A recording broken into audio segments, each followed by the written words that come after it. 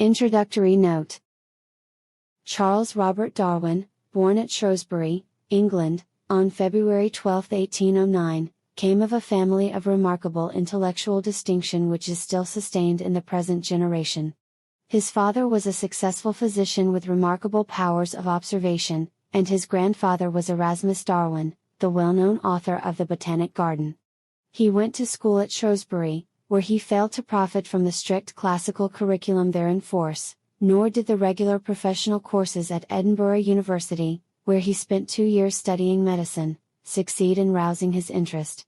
In 1827 he was entered at Christ College, Cambridge, to study for the B.A. degree, preparatory to entering the church, but while there his friendship with Henslow, the professor of botany, led to his enlarging his general scientific knowledge and finally to his joining the expedition of the Beagle in the capacity of naturalist.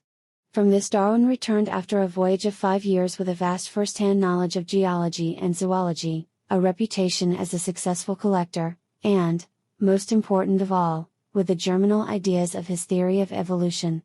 The next few years were spent in working up the materials he had collected, but his health gave signs of breaking, and for the rest of his life he suffered constantly, but without complaint.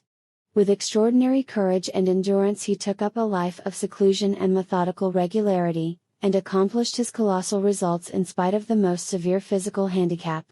He had married in 1839, and 3 years later he withdrew from London to the little village of Down, about 16 miles out, where he spent the rest of his life. His custom, which was almost a method, was to work till he was on the verge of complete collapse, and then to take a holiday just sufficient to restore him to working condition. As early as 1842 Darwin had thrown into rough form the outlines of his theory of evolution, but the enormous extent of the investigations he engaged in for the purpose of testing it led to a constant postponing of publication. Finally in June, 1858, A.R. Wallace sent him a manuscript containing a statement of an identical theory of the origin of species, which had been arrived at entirely independently. On the advice of Lyell, the geologist, and Hooker, the botanist, Wallace's paper and a letter of Darwin's of the previous year, in which he had outlined his theory to Asa Gray, were read together on July 1, 1858, and published by the Linnean Society. In November of the following year The Origin of Species was published, and the great battle was begun between the old science and the new. This work was followed in 1868 by his variation of animals and plants under domestication, that in turn by the descent of man in 1871, and that again by the expression of the emotions in man and animals. Each of these books was the elaboration or complement of a section of its predecessor. The later years of Darwin's life were chiefly devoted to botanical research, and resulted in a series of treatises of the highest scientific value. He died at Down on April 19, 1882, and is buried in Westminster Abbey. The idea of the evolution of organisms, so far from originating with Darwin, is a very old one. Glimpses of it appear in the ancient Greek philosophers, especially Empedocles and Aristotle. Modern philosophy from Bacon onward shows an increasing definiteness in its grasp of the conception, and in the age preceding Darwin's, Buffon, Erasmus Darwin, and Lamarck had given it a fairly concrete expression. As we approach the date of the publication of The Origin of Species, adherence to the doctrine not only by naturalists but by poets, such as Goethe, becomes comparatively frequent, and in the 6 years before the joint announcement of Darwin and Wallace, Herbert Spencer had been supporting and applying it vigorously in the field of psychology.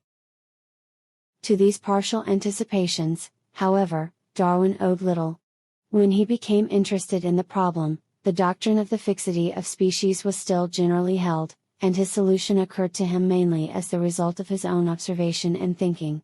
Speaking of the voyage of the Beagle, he says, "On my return home in the autumn of 1836 I immediately began to prepare my journal for publication, and then saw how many facts indicated the common descent of species. In July, 1837, I opened my first notebook for facts in relation to the origin of species, about which I had long reflected, and never ceased working for the next 20 years. Had been greatly struck from about the month of previous March on character of South American fossils, and species on Galapagos archipelago. These facts, especially latter, origin of all my views. Again, in October, 1838, that is 15 months after I had begun my systematic inquiry, I happened to read for amusement, Malthus on Population, and being well prepared to appreciate the struggle for existence which everywhere goes on from long continued observation of the habits of animals and plants, it at once struck me that under these circumstances favorable variations would tend to be preserved, and unfavorable ones to be destroyed.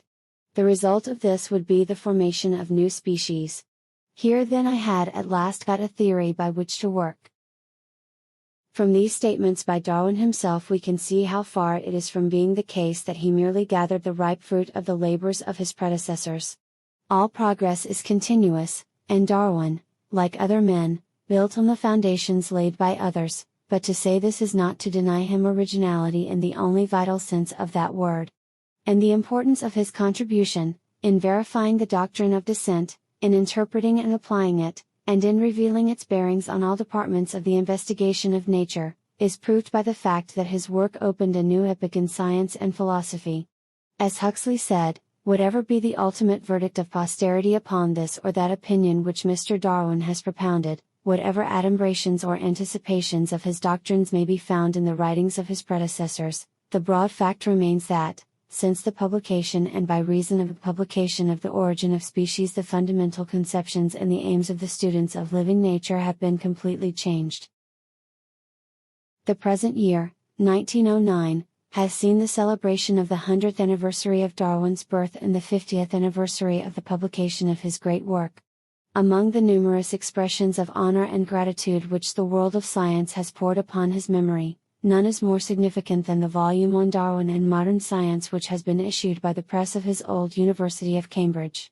In this are collected nearly 30 papers by the leaders of modern science dealing with the influence of Darwin upon various fields of thought and research, and with the later developments and modifications of his conclusions. Biology, in many different departments, anthropology, geology, psychology, philosophy, sociology, religion, language, history, and astronomy are all represented, and the mere enumeration suggests the colossal nature of his achievement and its results. Yet the spirit of the man was almost as wonderful as his work. His disinterestedness, his modesty, and his absolute fairness were not only beautiful in themselves, but remain as a proof of the importance of character in intellectual labor. Here is his own frank and candid summing up of his abilities: "My success as a man of science, whatever this may have amounted to, has been determined, as far as I can judge, by complex and diversified mental qualities and conditions.